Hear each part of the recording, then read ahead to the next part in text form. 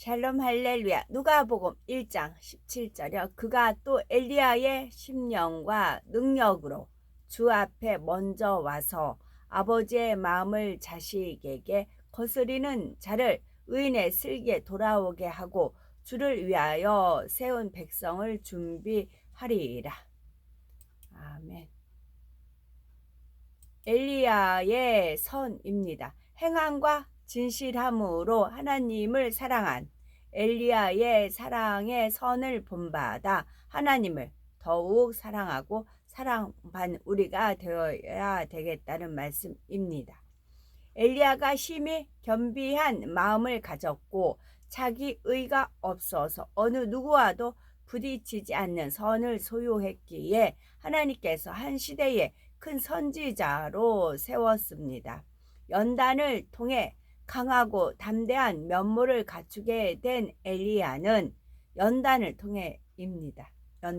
연단을 통해 강하고 담대한 면모를 갖추게 된 엘리야는 하나님의 이름으로 놀라운 이적과 기사를 나타내 보이므로 우상 숭배에 빠진 이스라엘 백성들을 하나님께로 돌아오게 했습니다. 이처럼 엘리야가 하나님께서 맡겨주신 사명을 온전히 감당하자 불말이 이끄는 불병거를 타고 승천하게 하셨습니다.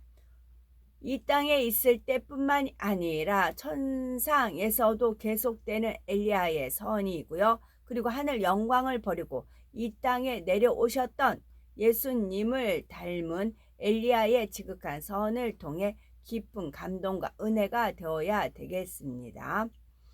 엘리야 선지자는 이 땅에서 사역을 이룰 때에 늘 하나님과 교통했습니다. 또한 깊은 기도를 통해 하나님께서 원하시는 뜻을 밝히 깨닫기 위해 노력했지요.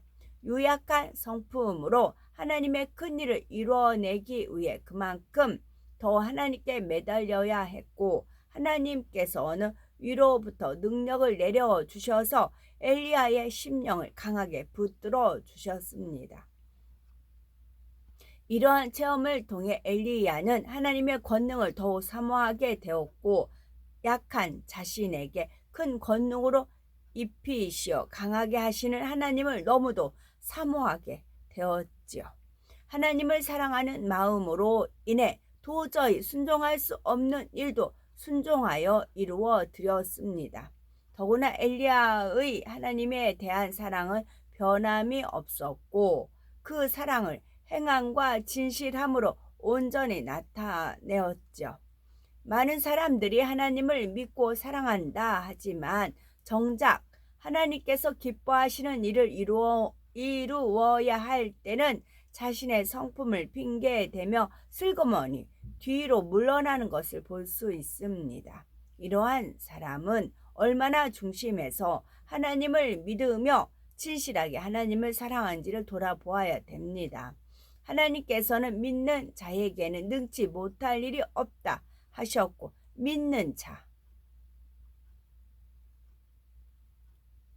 믿는 자에게 하나님께서 능력을 주시는 겁니다. 믿는 자에게는 능치 못할 일이 없다 하셨고 하나님에 대한 사랑이 뜨거우면 성품은 아무런 상관이 없기 때문입니다. 육으로는 심히 유약한 성품을 지닌 엘리야가 혈혈단신으로 바알 선지자 450인과 바알 신을 이세벨이 가지고 왔다. 어제 읽어드렸죠. 아세라 선지자 400인에게 불의 응답을 끌어내리는 대결을 제안했던 것을 생각해 보십시오. 하나님을 향한 불붙듯한 사랑이 있으니 하나님을 멀리하고 우상 숭배에 빠진 백성들을 구하고자 하는 간절한 마음으로 담대히 행할 수가 있었던 것입니다. 이처럼 엘리야는 하나님에 대한 사랑을 행함과 진실함으로 나타내 보이는 과정을 통해 하나님에 대해서 더 밝게 깨닫게 되었지요. 장성한 믿음의 분량인 아비들의 믿음에 이르면 태초부터 계시니 곧 하나님에 대해서 더 깊이 있게 깨달아 알게 됩니다. 엘리야는 이 땅에 있을 때에도 하나님에 대해 마음 깊이 깨우침으로 심히도 사모하는 마음을 가졌지요. 그런데 천국에 올라가 하나님을 눈앞에 친히 뵙게 되었을 때 엘리야의 마음은 얼마나 하나님에 대한 사랑으로 가득하게 되었을까요? 이 땅에서 있을 때도 나름대로 하나님에 대해 깨닫고 있었지만 천국에 올라가서는 삼위일체 하나님에 대해 밝게 깨닫고 확실히 정립하게 되었습니다. 더구나 성자 성령 하나님께서 맡으신 사명에 대해서도 알게 되었지요. 바로 성자 하나님은 구세주가 되시기 위해 이 땅에 내려오셔서 철저히 인생들과 같이 낮고 천한 몸을 입으셔야 하고 종국에는 화목제물로서 십자가에 달려 죽으셔야 하는 것을 알게 된 것입니다. 이러한 사실을 알게 된 엘리야는 주를 향한 사모함이 불 붙는 것 같아 주를 위해서 내가 무엇이든 할 수 있나이다 라고 고백을 하였죠. 하나님께서는 엘리야의 고백을 받으시고 그로 하여금 다시 이 땅에 태어나 주의 길을 예비하게 하는 큰 사명을 주셨던 것입니다.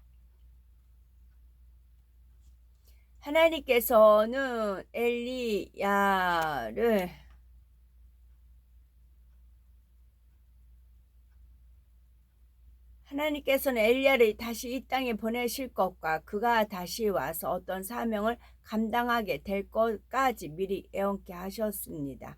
이사야서 40장 3절을 보면 외치는 자의 소리여 가로되 너희는 광야에서 여호와의 길을 예비하라 사막에서 우리 하나님의 대로를 평탄케 하라 했습니다.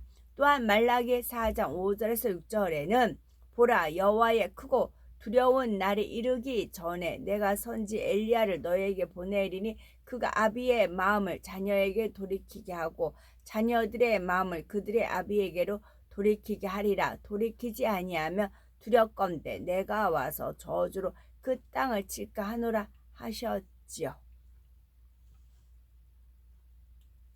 이것은 불교에서 말하는 윤회의 개념과는 전혀 다릅니다. 하늘에 올라간 사람이 다시 태어나는 이 일은 인류 역사상 오직 엘리야 한 사람에게였지요.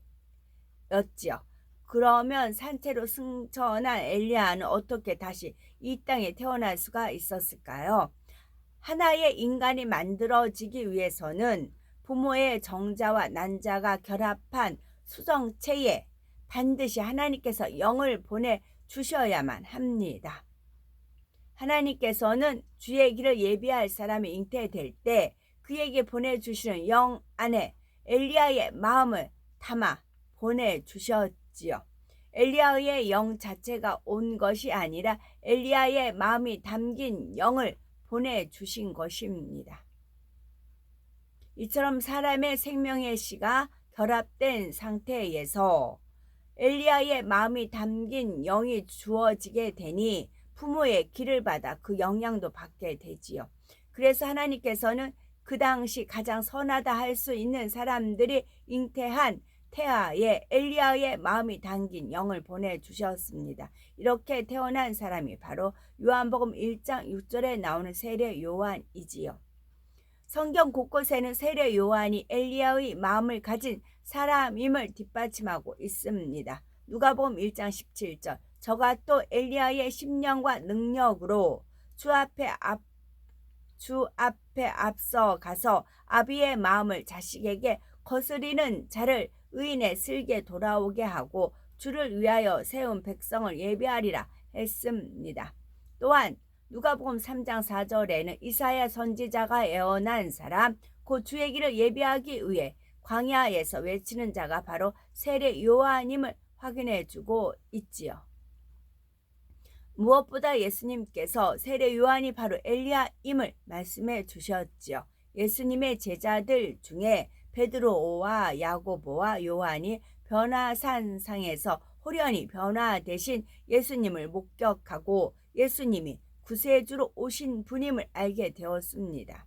그래서 예수님께 그러면 어찌하여 서기관들이 엘리야가 먼저 와야 하리라 하나이까 하고 여쭈었지요. 이러한 제자들의 질문에 대해 예수님께서는 엘리야가 과연 먼저 와서 모든 일을 회복하리라. 내가 너희에게 말하노니 엘리야가 이미 왔으되 사람들이 알지 못하고 임의로 대우하였도다. 인자도 이와 같이 그들에게 고난을 받으리라 답변하셨습니다. 이어지는 13절을 보면 그제야 제자들이 예수의 말씀하신 것이 세례 요한인 줄을 깨달으니라 했지요.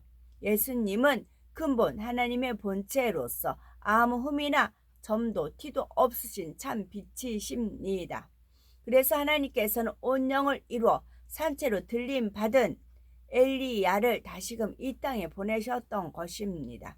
엘리야가 택함 받은 또 한 가지 이유는 엘리야가 주를 향한 불붙는 듯한 사랑 가운데 주를 위해서 내가 무엇이든 할 수 있나이다 라고 고백했기 때문이었습니다.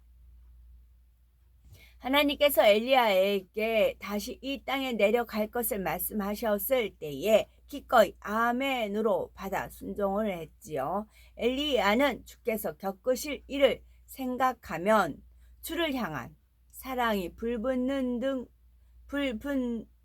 것 같아 주를 위해 이 죄악의 땅에 다시 내려오는 것이 조금도 꺼려지지 않았고 오히려 기쁨과 감사함으로 받았던 것입니다.